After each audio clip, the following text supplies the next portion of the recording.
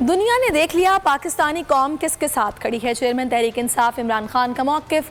मुशावरत इजलास के दौरान इमरान खान ने कहा कि न पहले किसी दबाव में आया था न अब दबाव में आऊँगा। मुल्क का निज़ाम बेहतर करने के लिए अपनी कोशिशें जारी रखेंगे। तहरीक इंसाफ का जल्द इलेक्शन करवाने के लिए दबाव बढ़ाने का भी फैसला कर लिया गया। न पहले दबाव में आया था न अब दबाव में आऊंगा। इमरान खान का दो टोक मौक़िफ़। मुशावरती इजलास में कप्तान ने कहा कि कौम किसके साथ खड़ी है। दुनिया ने देख लिया। मुल्क का निज़ाम बेहतर बनाने के लिए अपनी कोशिशें जारी रखेंगे। इजलास में जल्द इंतखाबात के लिए दबाव बढ़ाने का फैसला हुआ। इस पर भी इत्तेफाक हुआ कि किसी किस्म का दबाव कबूल नहीं होगा। जोर दिया कि इमरान खान अवामी राबता मुहिम तेज करेंगे। शेड्यूल के मुताबिक चेयरमैन PTI जलसे करेंगे।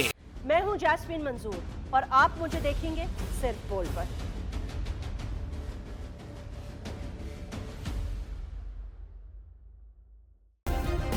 सब्सक्राइब करें और बेल दबाएं ताकि कोई खबर रह न जाए।